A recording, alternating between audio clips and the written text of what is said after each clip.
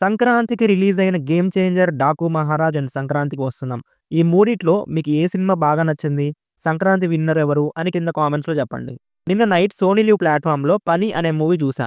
Cinema ఎలా ఉంది అనేది డీటెయిల్‌గా మాట్లాడుకుందాం. ఇందులో జోజు జార్జ్ మెయిన్ లీడ్‌గా చేశారు. అండ్ దీని రన్ టైమ్ 2 అవర్స్ 21 మినిట్స్ మాత్రమే. అండ్ రివ్యూలోకి వెళ్ళే ముందు మీరు మన ఛానెల్‌ని ఖచ్చితంగా సబ్స్క్రైబ్ చేసుకోవాలి. ఎందుకంటే థియేటర్‌లో రిలీజ్ అయ్యే ప్రతి సినిమా అందరికంటే ఫస్ట్ రివ్యూ ఇచ్చేది మనమే. వాటితో పాటు ఓటీటీ రివ్యూస్ కూడా కవర్ చేస్తాం. అండ్ ఈ వీడియోకి ఒక 1000 లైక్స్ అయితే టార్గెట్‌గా ఇస్తున్నా, కొట్టేయండి. Coming to the story line, Giri and తన వైఫ్ ఇద్దరూ చాలా హ్యాపీగా వాళ్ళ మ్యారీడ్ లైఫ్‌ని లీడ్ చేస్తూ ఉంటారు. ఇద్దరు క్రిమినల్స్ వాళ్ళ లైఫ్‌లోకి ఎంటర్ అవుతారు. గిరి అండ్ తన వైఫ్ ఎలాంటి ఇబ్బందులు పడ్డారు అనేది remaining part of the film. Joju George గారి పెర్ఫార్మెన్స్ ఎక్సలెంట్‌గా ఉంది. సటిల్ ఎలివేషన్స్‌లో ఆయన ఇచ్చిన ఎక్స్‌ప్రెషన్స్ చూస్తే మోహన్ లాల్ గారు గుర్తొచ్చారు. Undoubtedly he is one of the finest actors from Bollywood. ఇంకా సినిమా స్టార్టింగ్ పోర్షన్స్‌లో అంటే ఒక 20 మినిట్స్ వరకు ఆ క్రిమినల్స్ ఒక క్రైమ్‌ని చేసి, ఆ క్రైమ్ నుండి తెలివిగా తప్పించుకునే ప్రాసెస్ చాలా ఇంట్రెస్టింగ్ అండ్ సర్ప్రైజింగ్‌గా అనిపించింది. చాలా రియలిస్టిక్ అండ్ కన్విన్సింగ్‌గా ప్రెజెంట్ చేశారు. సెకండ్ హాఫ్‌లో లాస్ట్ 20 మినిట్స్ ఒక engaging cat and mouse game ఉంటుంది. అక్కడ ఏం జరిగిద్దో అని మనకు ముందే తెలిసినా కూడా అది ఎలా జరిగిద్ది అనే క్యూరియాసిటీ ఎంగేజ్ చేసింది. క్యారెక్టర్స్‌ని కూడా ప్రాపర్‌గా రాసుకున్నారు. ఎస్పెషల్లీ క్రిమినల్ క్యారెక్టర్స్ బావున్నాయి. ఇంకా క్యారెక్టర్స్‌కి ఇచ్చే సెటిల్ ఎలివేషన్స్ వర్క్ అయ్యాయి. ముఖ్యంగా జోజు జార్జ్ గారికి కొన్ని మంచి ఎలివేషన్స్ పడ్డాయి. సూపర్ మార్కెట్‌లో ఒక సీన్ ఉంటుంది. ఆ సీన్ మంచి హైనిచ్చింది.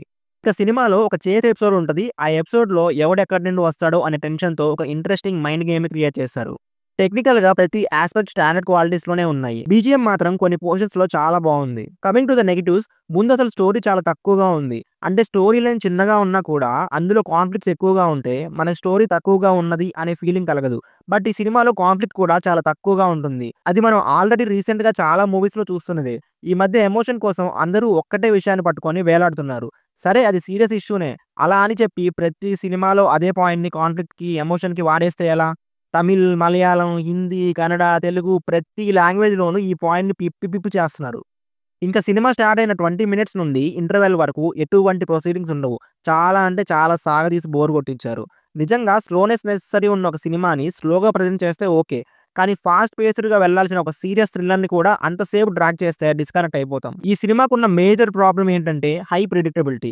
ఇదే జరుగుద్ది అని మనం సగం సినిమా అవ్వకముందే తెలిసిపోతుంది. ఒక స్ట్రాంగ్ ఎమోషన్ మనకి కనెక్ట్ అయితే ఆ ఎమోషన్ సినిమాని ఎంగేజింగ్ వేలో తీసుకువెళ్ళిపోయిద్ది. బట్ ఈ సినిమాలో ఎమోషన్స్ సరిగ్గా కనెక్ట్ అవ్వవు. పోనీ మనల్ని స్ట్రాంగ్‌గా సర్ప్రైజ్ చేసే ట్విస్ట్స్ ఉంటాయా అంటే ఉండవు. ఫైట్స్ కూడా తక్కువగానే ఉన్నాయి. సో, సినిమా ప్రొసీడింగ్స్ అంత థ్రిల్లింగ్‌గా గానీ, సర్ప్రైజింగ్‌గా గానీ ఉండవు. చాలా ఫ్లాట్‌గా వెళ్ళిపోయింది సినిమా. స్టార్టింగ్ కాసేపు కొత్తగా అనిపించినా కూడా ఎండ్‌కొచ్చేసరికి ఒక మామూలు రెగ్యులర్ రొటీన్ డ్రామా అయిపోయింది. ఓవరాల్‌గా చెప్పాలంటే సినిమా యావరేజ్‌గా ఉంది. టైమ్ పాస్ కోసం ట్రై చేస్తే చెయ్యొచ్చు. తెలుగులో కూడా అవైలబుల్‌గా ఉంది. ఫ్యామిలీతో చూడొచ్చా అంటే 1, 2 లిప్ లాక్ సీన్‌లున్నాయి. అవి ఓకే అనుకుంటే చూడొచ్చు. మళ్ళీ నెక్స్ట్ వీడియోలో కలుద్దాం. Until then signing off Team Movies for you.